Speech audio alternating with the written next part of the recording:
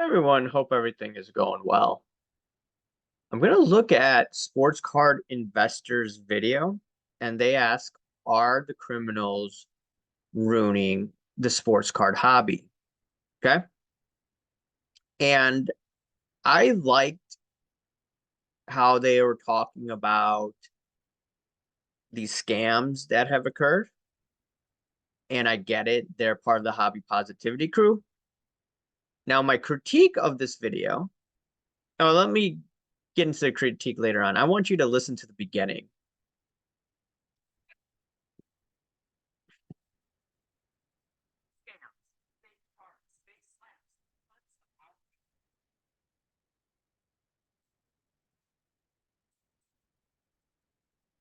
All right. Even Teapots is using the term hanky panky, right?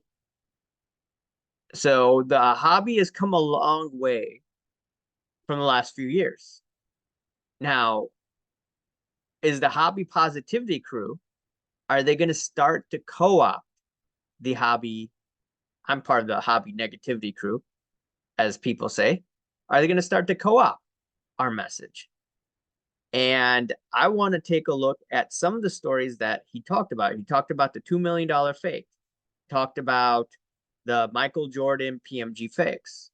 And then he referenced the real guy, Dan the Card Man. And then he's talking about millions of dollars cards stolen at the Best Western Hotel. And one of the guys got busted when the video was recorded. And now there's a second guy who got arrested. And he got arrested for knowingly having stolen property. And speaking of stolen property, here's the thing though, the critique. As much as I appreciate them covering it, they're not going to go all the way. And also, Vintage Sports Shack discussed this the other day as well. I'm going to go to my page just to take a look. And some of the content. So here's the thing. I get it. Some people may not like, me thinking out loud. That's part of my blog. But this story over here, right? And David Kahana did most of the legwork for this, I would say. He's the number one guy that brought the story to light. And what I did on social media, I got that information and I just broadcasted it. I went on sports card radio. But ultimately, why was this story not discussed on Sports Card Investor? And I'm going to go back to Teapot's video. Let's go to Sports Card Investor. Go back to Teapots. Yeah. Why was this not covered? And why is he using the term hanky panky now? Before, you couldn't call out the people or the bad actors in the hobby, or you barely talked about it, or you talked about it at a later time frame. But now it's about the hanky panky talk. But you're not going to get into the spicy stories where there were allegations set forth upon Prism God for having stolen property and not resolving it in a written contract. This is a written release form. So that 2009 exquisite noble nameplate Michael Jordan card, according to this document, it's his. Now, there is still one card in question, which I believe Windy City Sports still has, and that probably will be figured out in a trial in Florida. And we'll see what happens there. There'll be a jury trial. So the jury is going to decide how much InvestiCard will have to pay up. And now will InvestiCard go after Prism God? And then will Prism God go after Windy City? I don't know. We shall see. And have the statute of limitations expired for all that? We will see in a jury trial. Now, the other story that they didn't cover. And there's a blackout of this story. No one really is covering this story in depth as I have. And it's the crazy allegation Spiegel brothers versus Goldin gets wild, right? Everyone's talking about, scams, hanky panky, right? Teapot stop use the word hanky panky, right? Now, the court documents out of the Spiegel brothers case, that looked like hanky panky. And I will review this once again, right? You won't see this on Sports Card Investors video. Just read it again. Allen's attorney, aka Matthew Allen, what happened before getting to the context? Matthew Allen, aka Shine 150, refused to basically give the details that were asked. And then what ended up happening was a third party was subpoenaed, a doctor in California that talked to Shine 150.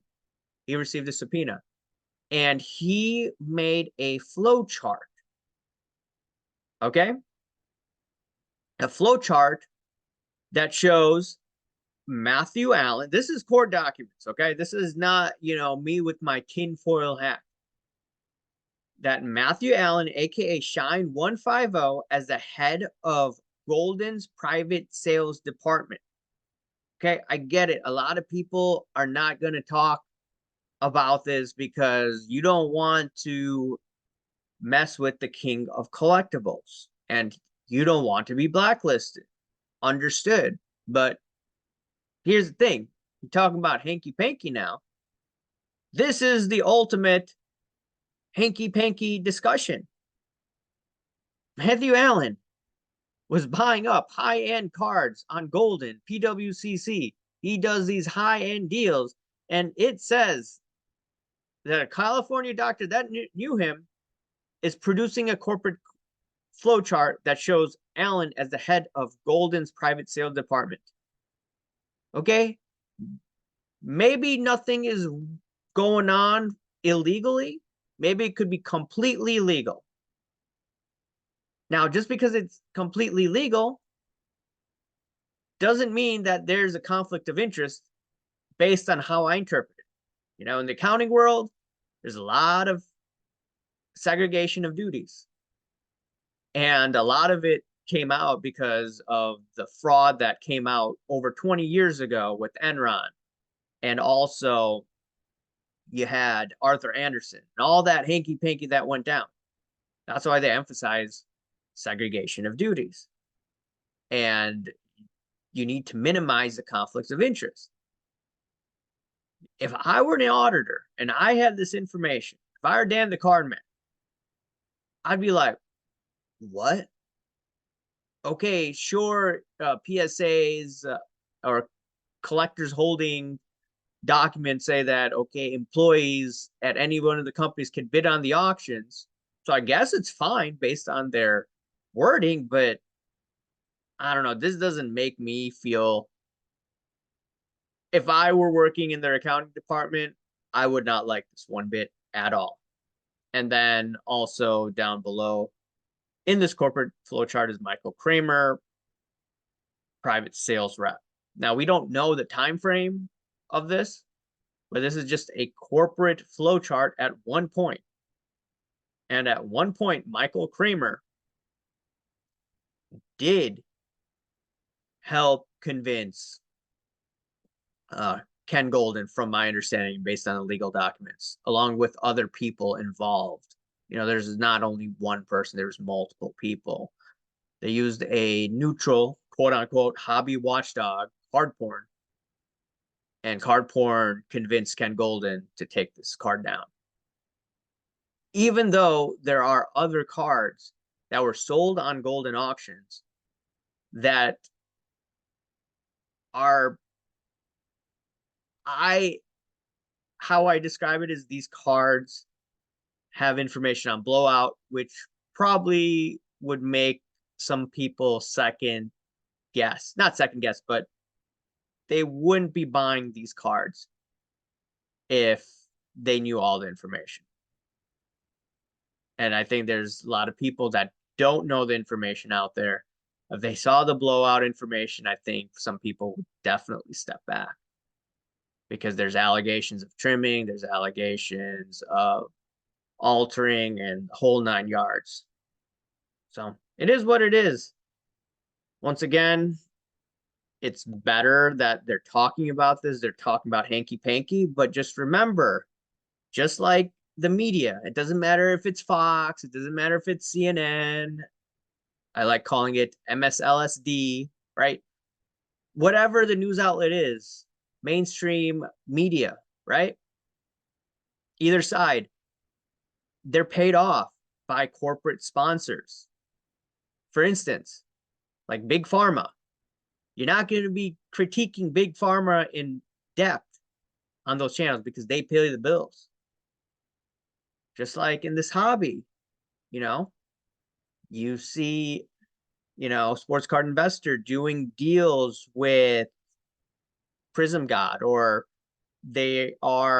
you see sports card investor having a trade show at Cards HQ right after the Culture Card Collision event. Okay. So they may not be working as a team, but they definitely don't want to figuratively rub Prism God the wrong way. And that's what's going on. Just look the other way. This is what the hobby's all about. Just like the hanky panky that goes on in the real world, they pay for those advertisements on those media companies and they look the other way. Same thing. Over here on this channel, I just tell you what I think, and I frankly don't care what others have to say. Anyways, let me know your thoughts. Anyways, and I'll talk to you later. See ya. Bye.